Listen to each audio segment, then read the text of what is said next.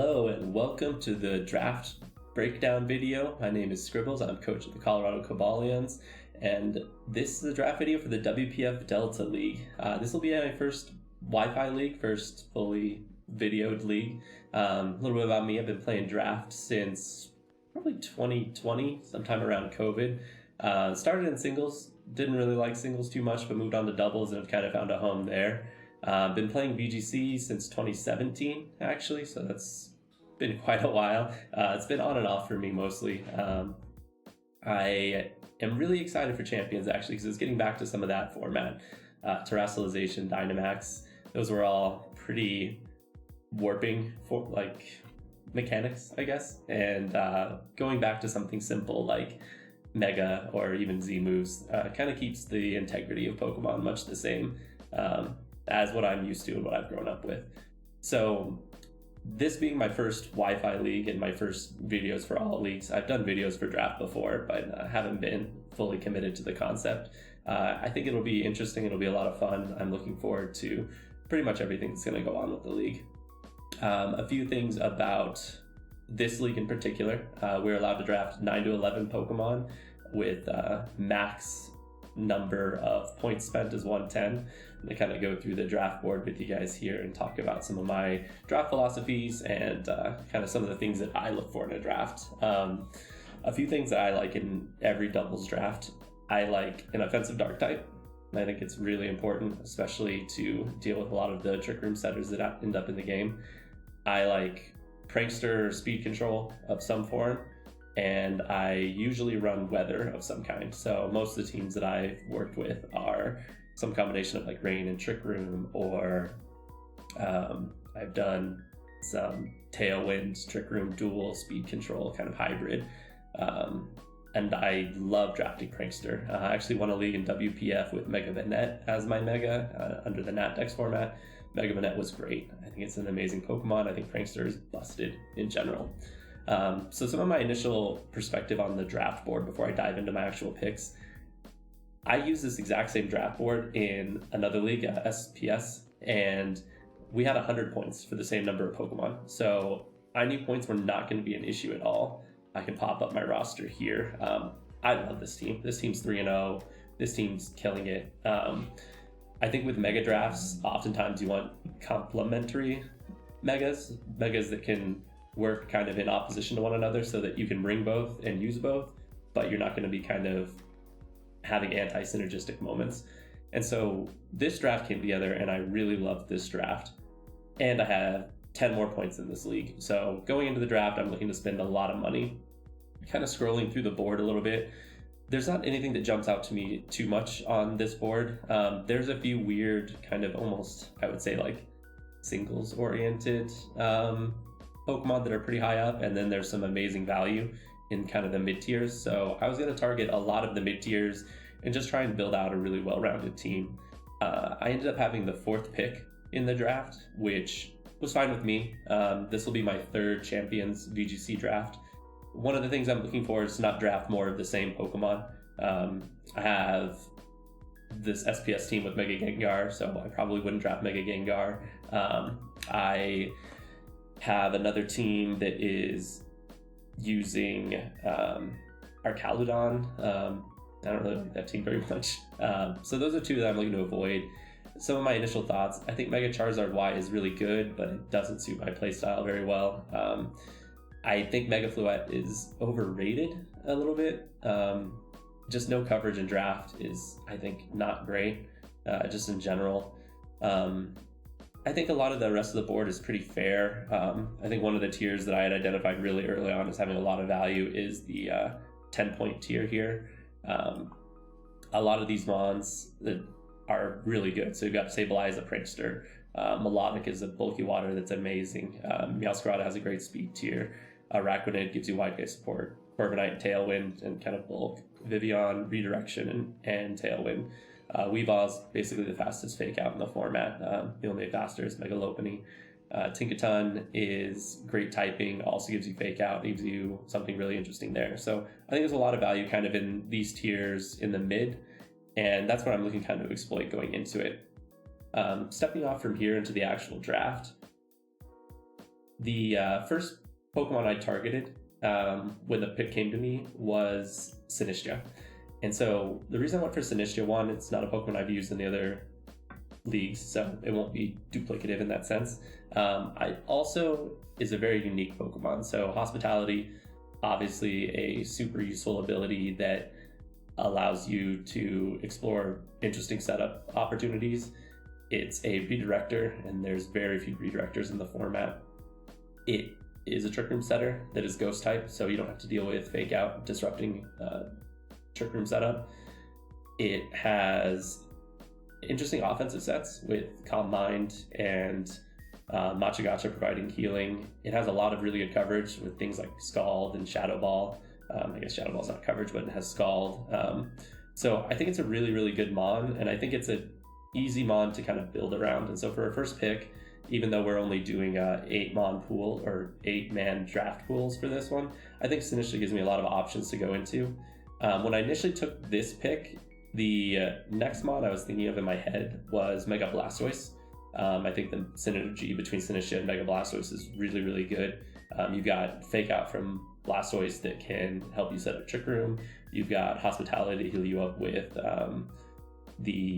for the Water Spout. Redirection is great. You can redirect the electric type attacks away from Blastoise. Obviously not Grass, but there's a lot that works well between those two. I didn't end up going with it because I realized that I realized the mon I wanted more, and it was towards the top of the board, and I was pretty sure it was going to go because there's not a ton of great fairy options, basically. And so my next pick was Primarina. The reason I went with Primarina is I wanted to consolidate some of my roles in terms of typing, and Water Fairy is spectacular typing. You're still weak to Grass and Electric, but the Fairy gives you a Dragon immunity, it gives you a Dark resistance, which is important for Sinistia. And Primarina really does appreciate the healing from Sinistia, the Trick Room from Sinistia. The two of them type-wise are spectacular together. Primarina, starting to get towards the Fire, Water, Grass core, which I think is really strong.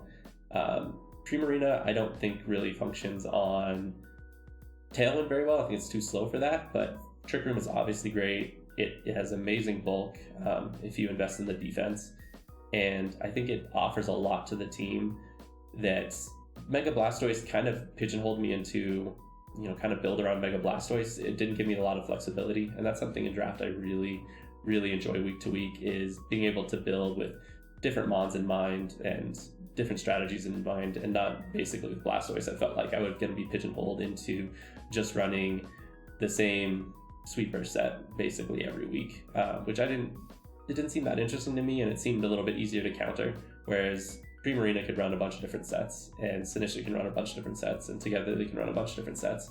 And so I think there's really good synergy between the two, and it opens me up to a lot more interesting draft strategies. I also think the Primarina Calm mindset with Hospitality support is very, very difficult to break. I've run into it in ladder a bunch of times, and it's given me all sorts of hell. So I'm really excited about these two together. I thought the Primarina value was really good at 15. I considered Melodic here as well at 10 points, which is, I think, pretty crazy for Melodic. The only thing about Melodic is that I knew I would need to get a Fairy later, and I really just wanted to lock down Fairy because I don't think there's a ton of viable Fairies in this format.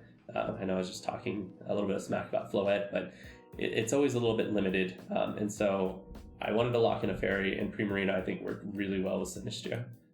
So moving on to the next pick, I went with Corviknight. And so Corviknight is another kind of bulky setup mon, and I think that's the direction that this draft is really starting to go. Is I want to run a super bulky team that can take advantage of Trick Room. Corviknight does give me a Tailwind option.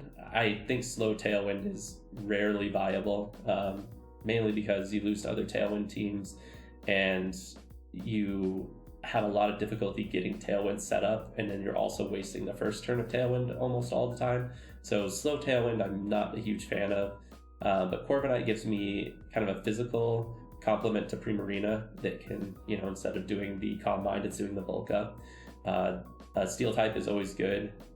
Flying type is nice. Keep that ground immunity. Corviknight's typing is interesting. The Steel Flying is a second electric weakness to Primarina, but again, I have Sinister to kind of redirect that. I like Corviknight quite a bit. Again, the 10 points was amazing value in my mind. Things that it does that I think are interesting, the Iron Defense body press type sets.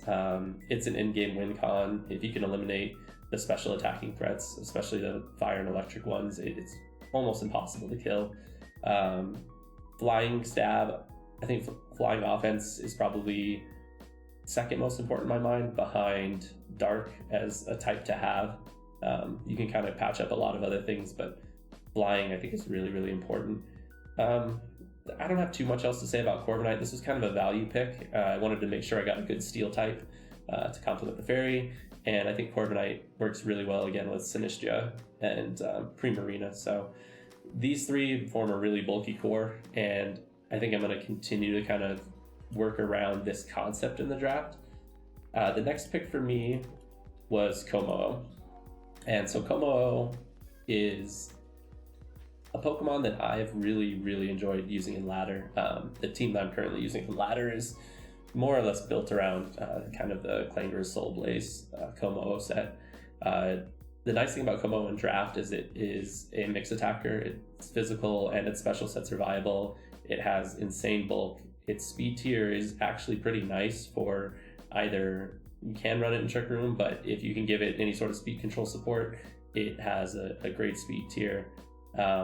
It's a special fighting attacker, which there's not very many of those, and that can be very valuable into things like Archaludon. It can be very valuable against things like Intimidate. Fighting coverage can be a little difficult to find. This completes a Dragon Fairy Steel fantasy core, as it were, kind of in an odd way because they all have secondary typings that convolute the type synergy.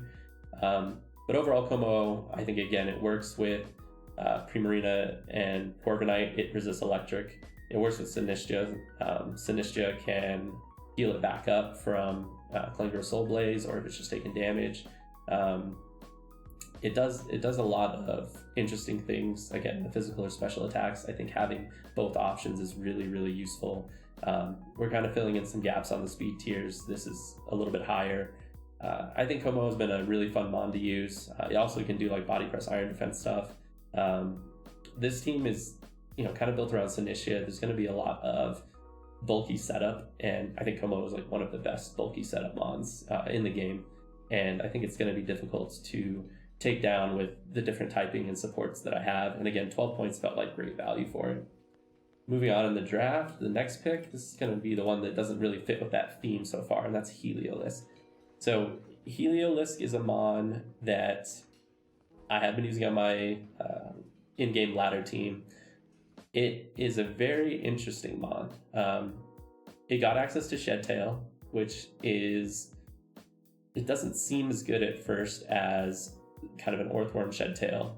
The only thing that I think Heliolisk has an advantage of there is the speed tier makes it much more difficult to disrupt the Shedtail setup.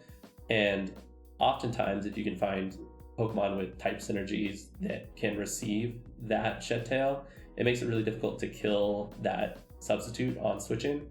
And especially if you have mons that have a lot of good bulk in either defense or special defense, not necessarily HP, because that's not going to influence the HP of the substitute. The other kind of weakness with Heliolisk is Shed Pass is its low HP. So it's not an ideal Shedtail Pokemon, but I think it works really well. The other things that Heliolisk gives me, it gives me some answers into weather, which is one thing that I mentioned earlier I really like having on a team, but so far this team doesn't have any weather support. So all of Heliolisk's abilities, you have Dry Skin, which is amazing into rain teams. It's kind of carried my ladder team against the Basket Legions and the Blastoises and a lot of things like that where I just can't get hit by the water moves. It has Sand Veil, which gives you some evasion and immunity to Sandstorm. The main thing that's useful for is that if you're running a Focus Sash, which is going to be a very common item on Heliolisk, that you're not going to have that broken by sand. And then you also get Solar Power. So into a Sun team, you get a boost to your moves. And with your speed tier being above Charizard and in things like Torkoal and whatnot, which is a little bit less likely, you're going to do a lot of extra damage with that. Its coverage moves are amazing. It actually has a pretty wide kit, so it gets things like Dragon Pulse and Focus Blast, which are really useful.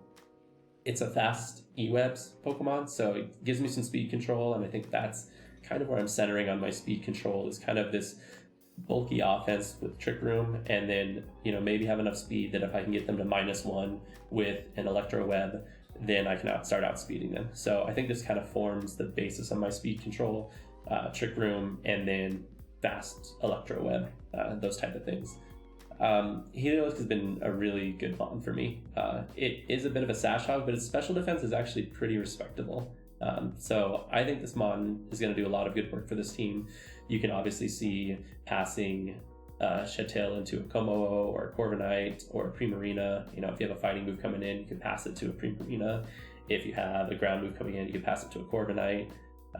These type of things. And then from there, with the substitute up, being able to start doing the setup that I'm looking for, I think is going to be really strong. The next pick is Weavile, actually. So this continues the idea of kind of fast, Electro Web with Heliolisk and Icy Wind with Weavile. Weavile and Heliolisk are on the latter team I've been using a lot, so I've got a lot of experience with them.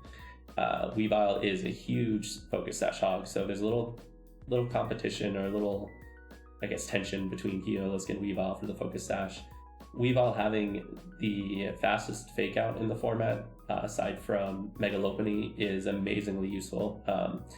I think in a non-Dynamax, non-Terrassalization format, fast fake out is kind of warping in a lot of matchups. The team that has a faster fake out can kind of dictate game plans in a much stronger way. So that's one great thing about Weavile. It gives me the offensive dark type that I like. A little bit less relevant, I would say, on a Trick Room or a bulky offense team, because if I'm going up against Trick Room, I can either reverse Trick Room, or I can just allow them to have Trick Room and just run a ton of bulk. So be faster, let them waste the turn setting up Trick Room. But I think it's still important on the compositions where I'm trying to go fast with Icy Wind, Electro Web support. Triple Axle, I think, is a great move. The accuracy is obviously shaky, but the effective base power of 94 is stronger than any other ice move. It can do fun things with like Fling King's Rock at this speed tier, allowing you to get double flinches with fake out in combination. Pickpocket's nice on a focus sash set to kind of disrupt them with item stealing, and obviously has a knockoff. It also gets fast weather, which is something that can be really useful. So I think it gets access to everything but Sandstorm. So I think it gets Rain Dance, Snowscape, as well as getting Sunny Day. So that's one kind of coverage that I have for weather as well, is if Weavile's faster than the opposing team, and there's not a ton of great... there's a few Chlorophyll mons, that have to worry about fake out. And then there's one good Swiss mon in Basket Legion. Beartic exists, but it's not very good. And then as far as Slush Rush, it's just Beartic, I think, who's, as I said earlier, it's not very good. So being able to reset weather manually with Weavile is really useful. I think this mon's great. In most leagues, I feel like it's overpriced. It's kind of up towards, relative to this board, maybe something like 15 points. So at 10, it felt like good value, and I was really happy to take it with my 6th pick. Moving on from that, my next pick is Tinkaton. So Tinkaton was kind of an answer. I've already kind of got my Steel and Fairy type, so it does seem a little bit duplicative on the type chart. But Tinkaton gave me a slower fake out, which is useful if I'm trying to run Trick Room. It also gave me Mold Breaker fake out, which is really, really nice into the Farigirafs and the Serenas and the Inner Focus Mons that fake out is just not going to bother at all. Tinkaton's a good support Pokemon. Gets a lot of options like Helping Hand, Feint. Those are moves that I've run on it before in Draft League. It has access to screens. Mostly it's Mold Breaker fake out, as well as I guess you get a physical fairy and steel, physical fairy type. The steel coverage is a bit redundant with Corviknight. There'll be matchups where I don't want to bring Corviknight. This is a steel and a fairy that doesn't isn't weak to electric, so that does help complement the type chart a bit more. Overall, this Mon, it's not my favorite Pokemon, but it does unique things, and so that's always going to be valuable on a team. I think this puts a lot of pressure on the builder. If you're trying to build against this, I'm building against this in one of my leagues, and thinking about how to deal with Mold Breaker Fake Out is really obnoxious. I have Serena, I think I'm good against Fake Out, and then you run into this thing and you have to kind of throw everything out the window to figure out what to do next. So I like this Mon. I like the typing, given that my other Steel and Fairy are weak to electric. I think it'll be interesting. This is one of the Mons I'm kind of less confident in the team, but I did want slower Fake Out, and I do appreciate its support options. My next pick is Mega Camerupt. So I kind of held off on the Mega side of things for a while after I didn't go with Blastoise. Part of that is I wanted to find complementary Megas. As I talked about earlier, I think you want two Megas that can either function without clicking Mega so that you can bring both to a match. You never want to be put in a place where you're bringing two Mega Pokemon to a match that are terrible when they don't Mega, and one of them is just going to be useless. So I remember seeing like people bringing Mega Frostlass as well as another Mega, and then having just base Frostlass, and it's a disaster. So I wanted to wait and kind of see how the board shook out before making any other picks, kind of delaying the decision on Mega, just because I could pick two that I thought complemented each other really well. And I ended up going with Mega Camerupt. This completes a Fire, Water, Grass core. Mega Camerupt has pretty insane stats. The low speed obviously is an issue, but the bulk is spectacular. Again, it can run physical or special. It covers two holes in the type chart for me in fire and ground. The quad weakness I don't like, but I can redirect with Sinister to some degree. It's not a mod I've ever used before, but it's a mod I'm interested in. Eruption and Trick Room is very, very obnoxious to deal with. Special Ground is a pretty rare attacking type. It can obviously still run physical without issue. It's never going to function under any speed control aside from Trick Room. It's not going to be fast enough to be able to take advantage of Icy Wind or Electro Web. I don't think that's a viable strategy. It can't really work under Tailwind, which I don't think I'm really building a Tailwind team anyway. I'm using Mega Abominable in another league, and I found that its bulk, which is better than Mega Camerupt for sure, and its typing somehow is likely better as well, has been enough that I can bring it without Trick Room, take a hit, and just deal massive damage. So I'm excited to use Mega Camerupt. I don't know if it's what I would say is the best Mega for the team. I think the price is okay. This one will be interesting. It's something I haven't used, and I kind of wanted to give it a shot. So we'll see how this one goes. Like I said, the fire and ground typing is nice for the team. Base Camel is horrible, so I don't think I'll ever be using that. But I think this mod could be really strong. But then I'd pick up with Oranguru. After getting Mega Camerupt, I wanted to be able to have an additional Trick Room setter. I think Oranguru is the best Trick Room setter in the format. Inner Focus combined with Mental Herb is amazingly difficult to stop Trick Room setup. And its bulk is also really, really strong. 80, 80, 110 is a huge amount of bulk. It also gives me a unique attribute in Instruct, and Instruct alongside a Eruption Bond has obviously always been a very strong kind of composition to run in any format.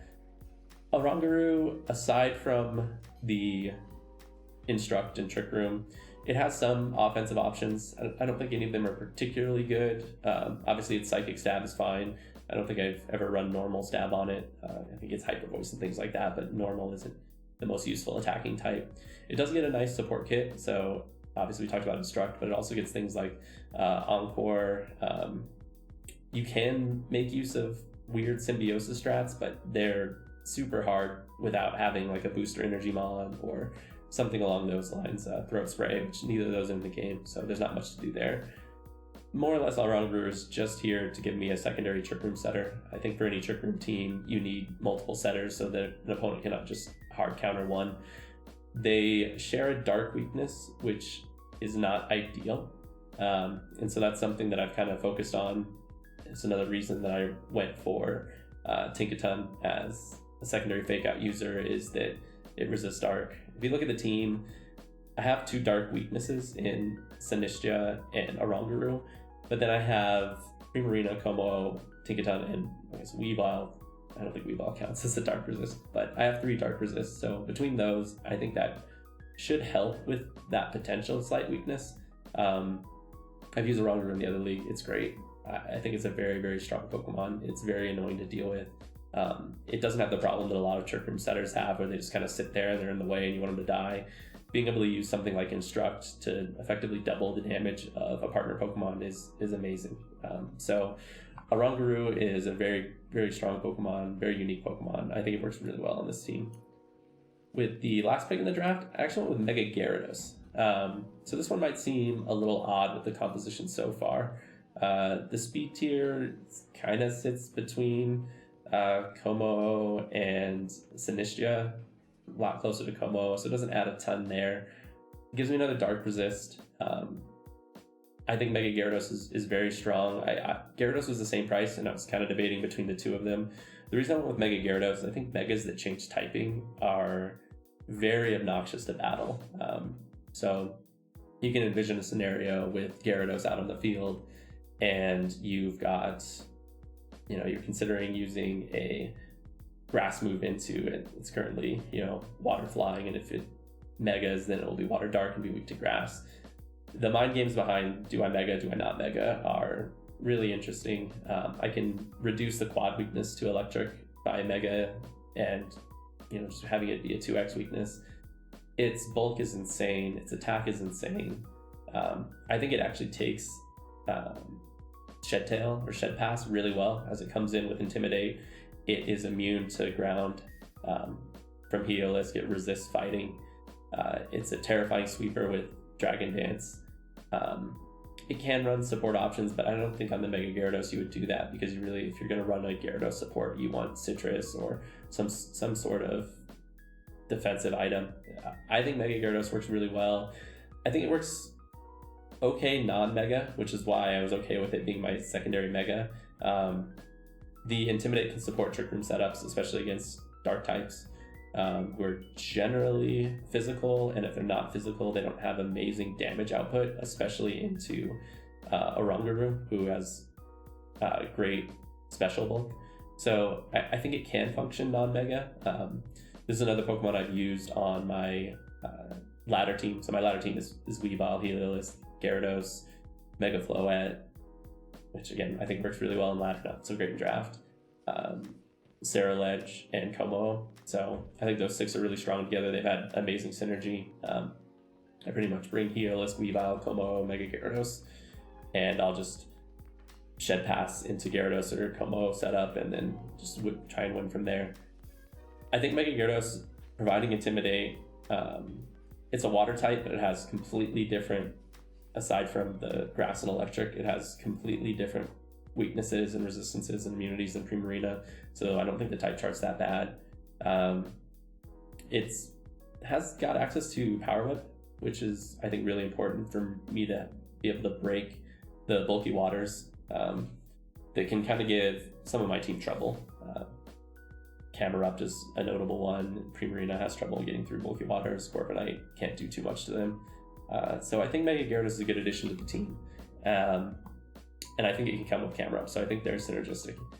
And that was the full budget for the team. So if we just take a quick look over at the final team and some of the type charts details here. So the speed tiers aren't amazing, I'll say. I think speed tiers are a little overrated in doubles. They're super important in singles. In doubles, I think they are important. They put some pressure on the builder. They force opponents to kind of think more critically about how they're investing their Pokemon, and every wasted point in speed is an advantage that you have. They're not running bulk, or they're not running, additional attacking power. So I think using speed tiers is very smart in doubles, just to make their invests a little bit less optimal. Overall, my type chart, in terms of the types I have offensively, I'm kind of all over the place, which I like. I can threaten a lot of different things. The type chart, in terms of defensively, isn't as perfect as I'd want, you'll notice like a fighting and ground weakness. The one thing I'll say about that is if I just have Gyarados, so I haven't Mega'd yet, that weakness kind of disappears. So the flying type there on Gyarados pre-Mega makes the type chart much, much better. And like I said, I think Gyarados, no item, effectively, if I'm not Megaing, is a perfectly viable Pokemon. So overall, I'm really excited about this team. I think that it has a lot of fun options. I think it's going to be difficult to prep for. I think I can run either hard Trick Room, I can run just bulky offense, I could run Electro Web, Icy Wind support. I've got great fake out options. I have super threatening sweepers, especially with redirection, hospitality support, shed tail support. I've got a terrifying sweeper in Trick Room, a couple of them to be honest, with Primarina and Mega Camera. I think the team, looking at it, will be difficult to build against, and it'll be a lot of fun to build with. So really looking forward to the season, hoping to do well. Done well in a lot of my other leagues, but like I said, the competition here looks pretty tough. So excited for the season, and I'll see you guys in week 1. Bye.